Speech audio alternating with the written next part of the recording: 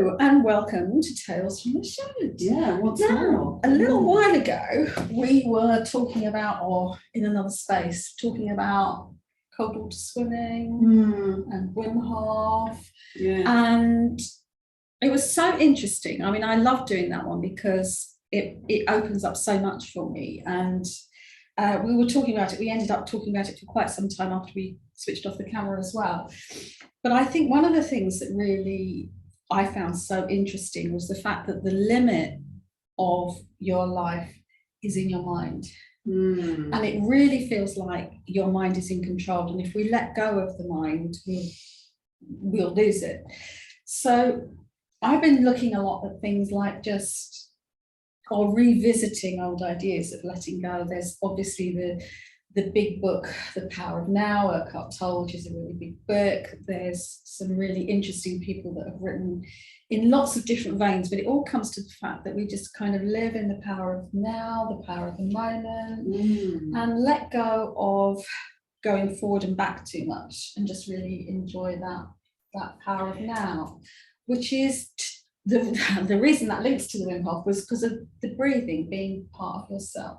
Yeah. And I think it kind of came to me with meditation, breathing, appreciating, just sort of coming back into that moment. So I think it's one of those things that I know for myself, I do over intellectualize things.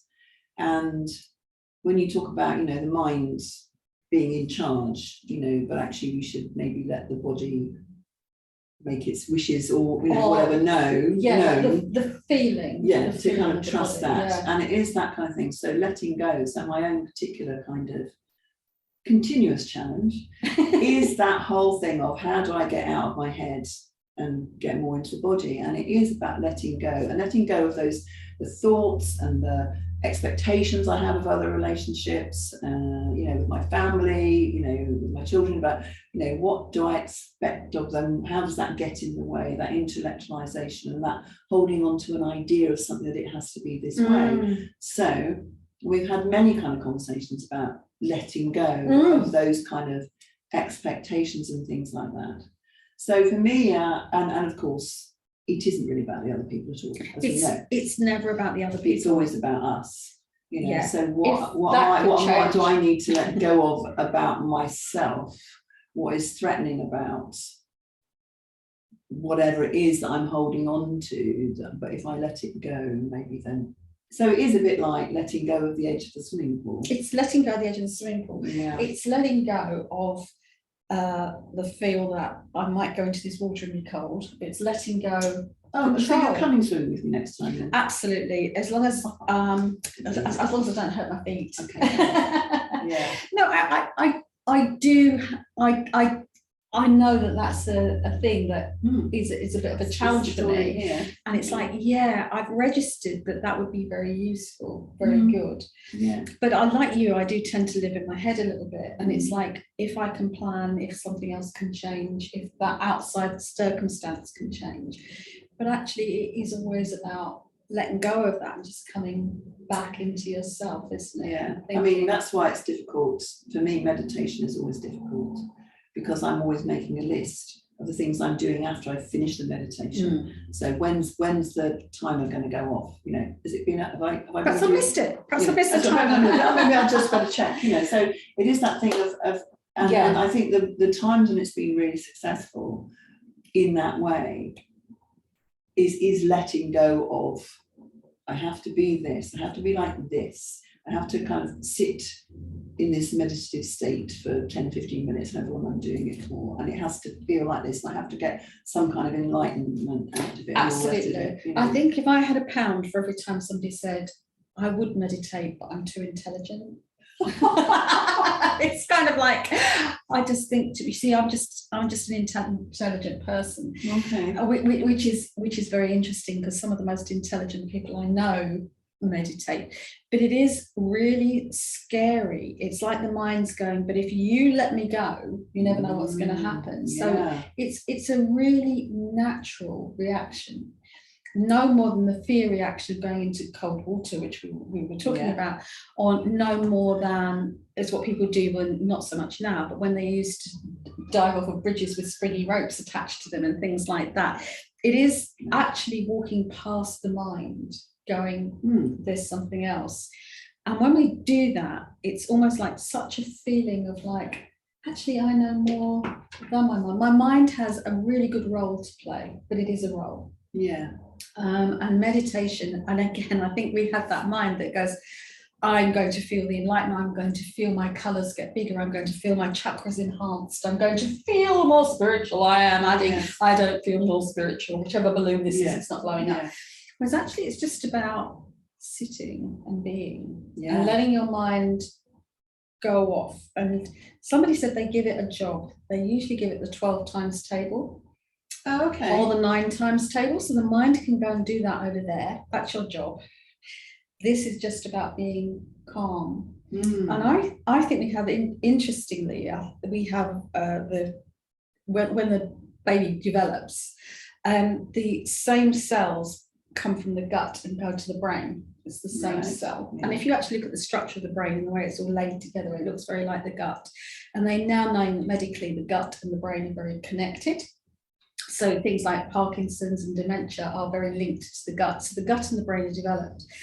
And I believe that it's our gut instinct, our gut feeling, it's our true self that is very compatible with the mind, because the two together work very well. Feel like this, I've thought about it, it kind of works. If what meditation, breathing, cold water swimming, all those things that override the mind, override and allow the gut to expand and grow, and all opening our instinctive self, our real responding self, our real feeling self. So it's really important to trust your gut then. Trust your gut. Trust your gut. And people say it's called the little brain. I would say that's your big brain. This is the little brain. Because between the two of them, it's like, you know, when you think, I feel I should, but. And I think we always have the dichotomy between the two, and it's almost allowing the two to balance. Whereas we let the brain run it, we never become ourselves, and we end up very dissatisfied and dysfunctioning. And then people that just follow the gut can become incredibly arrogant and annoying. So there's a balance, that one isn't good and one isn't bad, but living without one, I think, is deficient. So great. So that's an interesting thing to practice, doesn't it be, this week? It's almost like, what could you let go of?